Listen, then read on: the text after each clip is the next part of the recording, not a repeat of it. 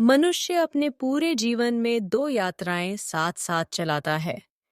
एक बाहर की, एक भीतर की।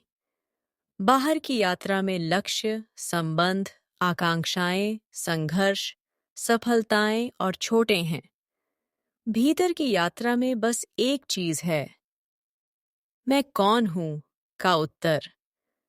जैसे जैसे यह भीतर की यात्रा गहरी होती जाती है, व्यक्ति को समझ आता है कि जीवन में सबसे बड़ा संघर्ष बाहर नहीं, भीतर के भ्रमों से है।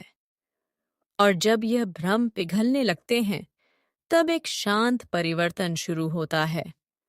सबसे पहला बदलाव यह आता है कि व्यक्ति हर अनुभव को मेरे साथ नहीं, बल्कि मेरे भीतर घटित होता हुआ देखता है।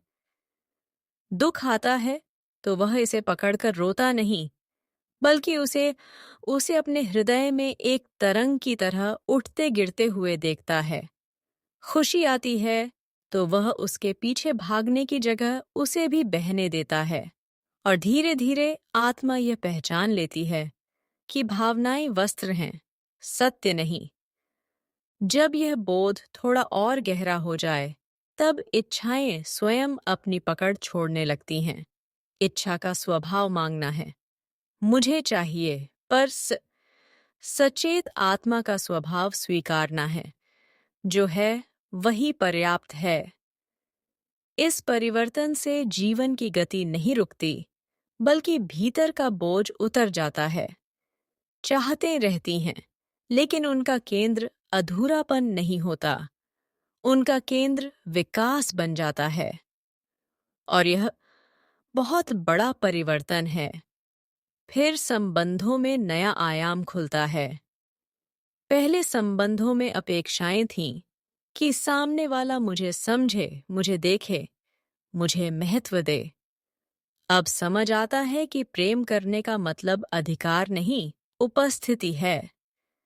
जब व्यक्ति उपस्थिति देता है, तब सामने वाला महसूस करता है कि उसे कोई पकड़ नहीं रहा, फिर भी उससे कोई दूर नहीं जा रहा।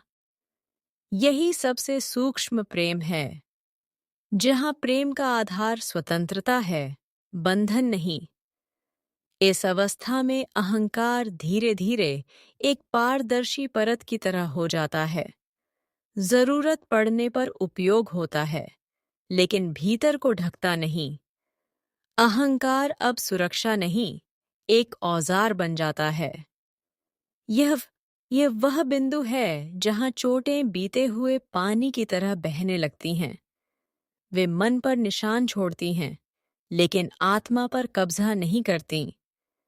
जीवन की सबसे सुंदर अवस्था वह है जब व्यक्ति समझ लेता है कि मैं अपने अनुभवों से बड़ा हूं। यहीं पर एक नया द्वार खुलता है, आत्मा के विस्तार का। व्यक्ति अब दुनिया को बदलने में नहीं लगता, बल्कि दुनिया को देखने का अपना तरीका बदल देता है, और यही बदलाव उसकी दुनिया को बदल देता है।